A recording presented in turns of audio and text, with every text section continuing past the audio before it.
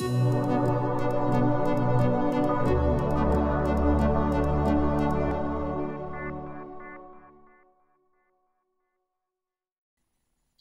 evening and welcome.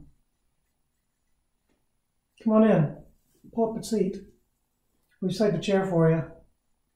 The age-old question. Which is more awesome, pirates or ninjas?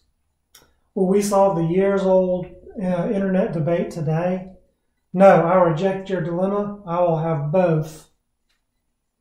Smash Up is an over-the-top competitive card game in a genre called shuffle building, in which players will take 2 out of 8 decks of cards and shuffle them together, making a single new deck that they'll play from during the game. These decks are made up of action cards and minion cards, which are used to attempt to capture bases with the power of your minions and the actions that you can play with the different cards. Each player will take turns playing 1 minion and 1 action, increasing power on a base and attacking other players' minions, and possibly modifying minions or actions or the bases themselves that are on the table. Your opponents are also trying to do the same thing, capturing the bases with their cards, and whoever has the highest power on a base when the combined power total reaches the break point that's printed on the top of the card, on the base card, will get the winner's benefits. Now, these benefits are usually between 2 and 5 victory points for the player with the first, second, and third highest score for the power on that base, as well as any advantages that may be awarded from the base card itself. The first player then that reaches 15 points total will be the winner of the game. So the various cards from the various factions often modify these basic rules in some meaningful way that the player will need to understand and adapt to in order to win. They'll put these cards together and use them in an effective strategy to try to break the base faster than their opponents. So, for example, the Wizard faction has several minion and action cards that allow it to draw and play more cards than just the regular 1 action per turn.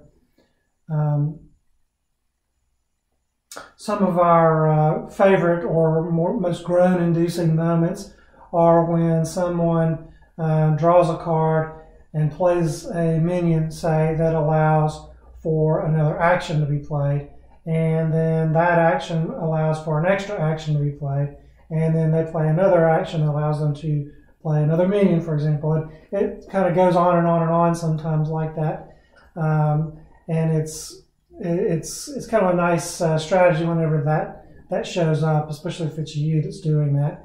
So the winning player will often be the one who can come up with an effective strategy and synergize their 2 factions together the most effectively.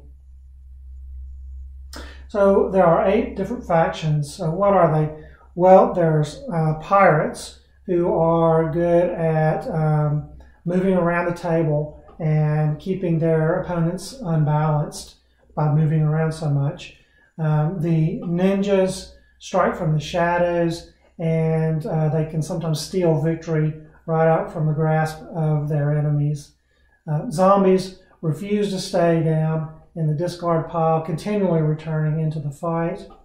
Robots, they keep coming off the assembly line with frightening efficiency, coming back quickly again and again and again during a single player's turn sometimes.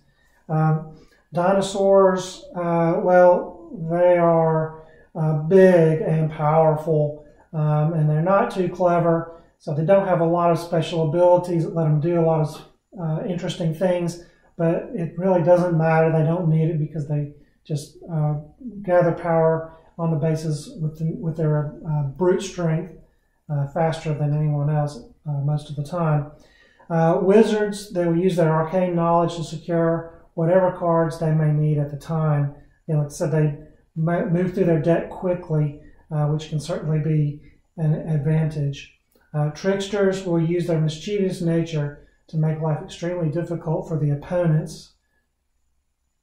And aliens, they move enemies about, they manipulate the base cards that you're fighting for, and make things unstable for their opponents in that way as well.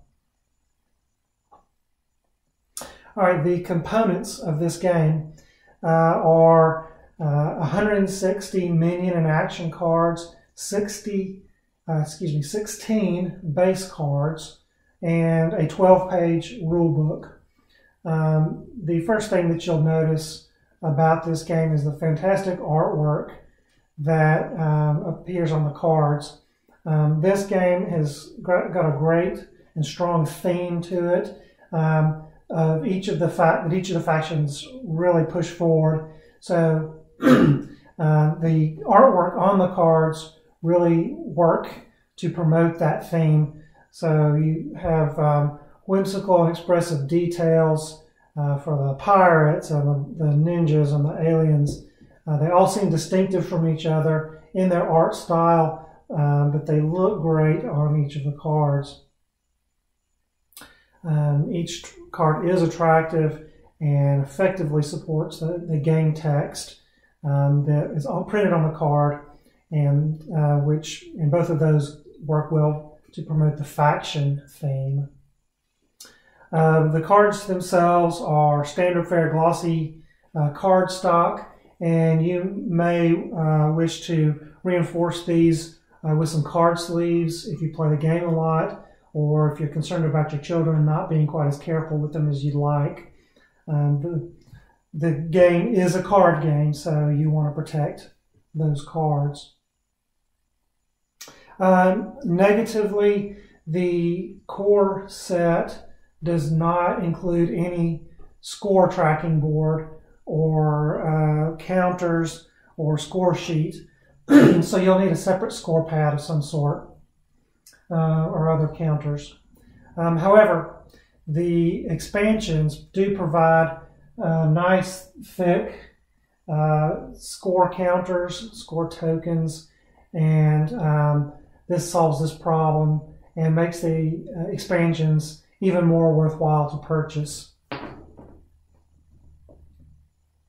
Another complaint is that the base cards that come with the standard set is a bit small with the text that it has on the bottom of the base cards. Makes it a little bit hard to read, but happily with the awesome level 9000 expansion, this too has also been addressed by including some replacement cards that they give you for the base set, as well as the cards that come with the awesome level 9000 expansion itself, that has bigger text on it and makes it much better for reading.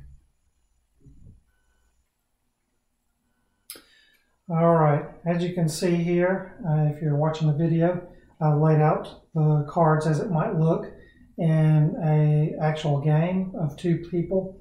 See, there are 3 bases in play, and got some minions out and a couple of actions that have been played.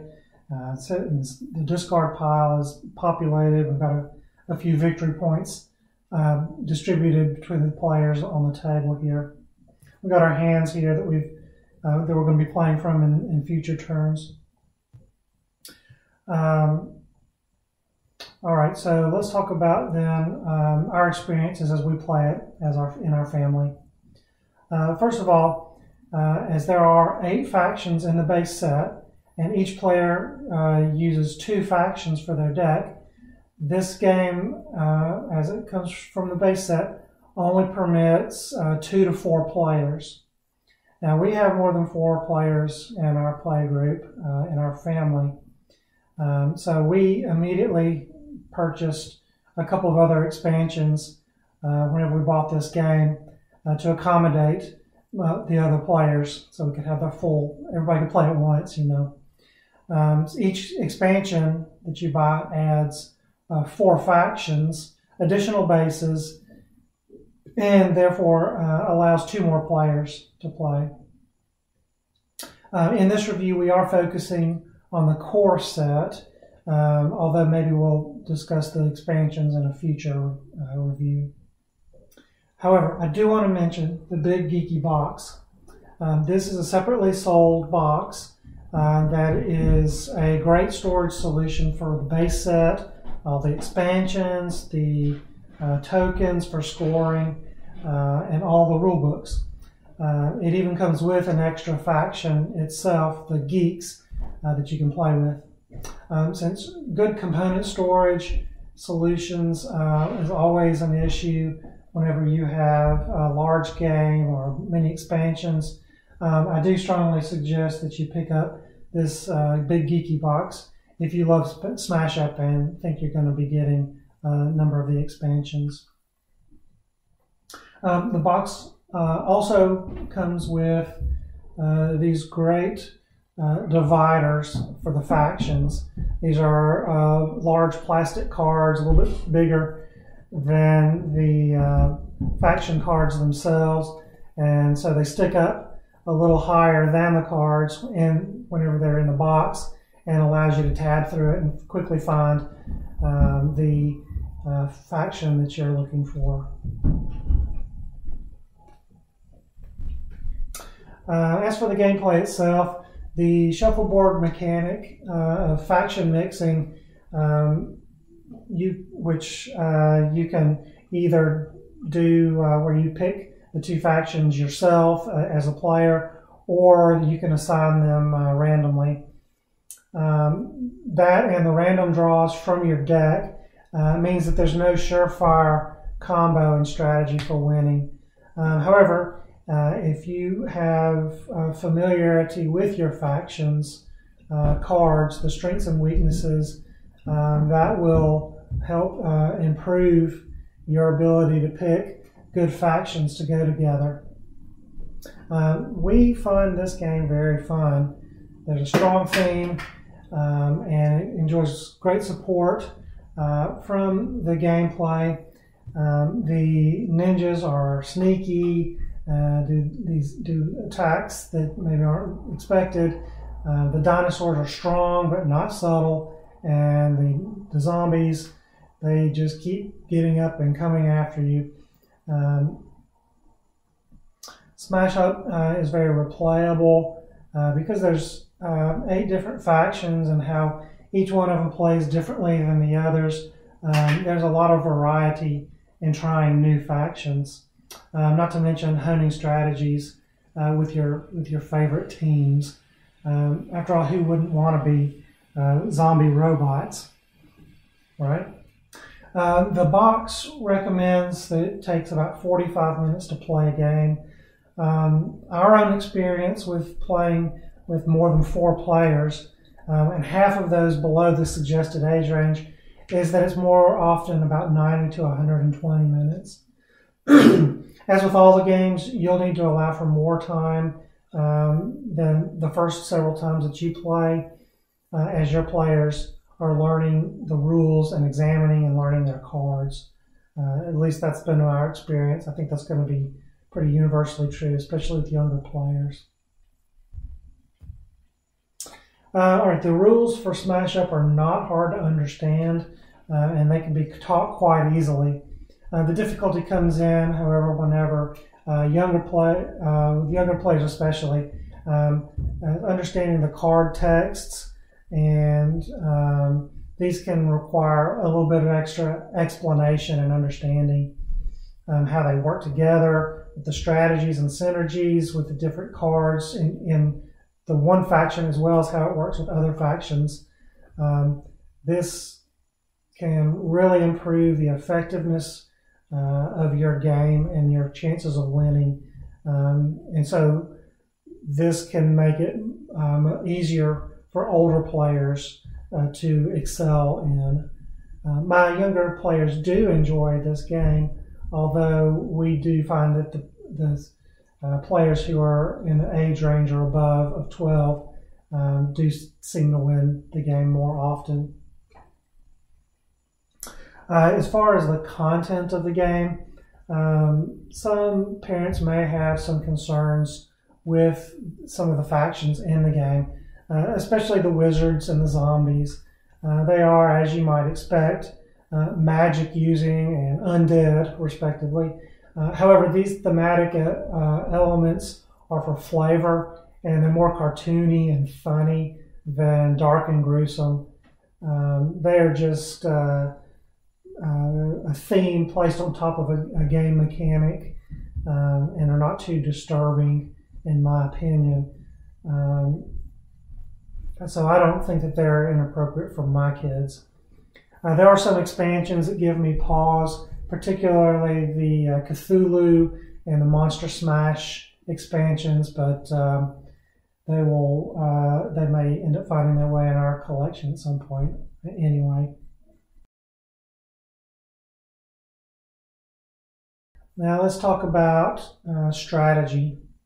So as a beginner's tip, I would want to advise you that the special abilities on the cards and the bases, they can help lead you to victory, and learning how they work together and with other factions, they can definitely improve your game in the long run. But especially as you're starting out, don't lose sight of the immediate and fundamental goal: scoring by breaking bases. Destroying the other players' minions and moving them around, or messing with them in other ways, they can be fun, but don't let that distract you, because if the ability is not serving you to help break a base in your favor, then you might want to think again about the plan that you're using right now. The pro tip, I think a great faction combination from the base game is zombies and robots. The zombies are great at playing minion cards from all over the place, particularly the discard pile, and can allow many minion plays per turn. And the robot faction is very similar because it contains almost exclusively minion cards, and many of those minion cards also allow additional minions to be played in a turn, or they modify or improve the minions that are in play. So this combo can be very effective for getting a lot of power out on a base really quickly. So my final thoughts on this game, let me just tell you what I love about this game. And if you haven't already picked it up, I love the theme. Theme and story are huge for being any board game. And this game has it in spades. You really get a sense of the faction and the theme and the flavor of the faction in the mechanics of the card, as well as the artwork. The relative power of the cards really support that faction's theme as well, and how they play with other factions as you mix them up. It makes for a really great play experience, and since the game moves pretty quickly, there's not a lot of time for boredom, and you can really get a feel for the theme as it plays throughout the whole game on the different bases. Anyway, theme, that's what I really love about this game, and so if that appeals to you too, then you might enjoy it as well. So if you do decide to buy this game, I hope you will use my affiliate link. This is going to be how we keep the lights on here at Boards and Chords. I hope you've enjoyed this review and that you'll consider picking this game up, even if you don't use my affiliate link, because it's a fun game. So please subscribe to this show and leave me some comments. Tell me the things you like about it, and any suggestions that you may have, and join the community, and we'll have fun talking about games together. All right, until next time, goodbye. Thanks for joining us on Boards and Chords. Connect with us on Facebook, Twitter, YouTube, or at our website at boardsandchords.com. We'll see you at the table.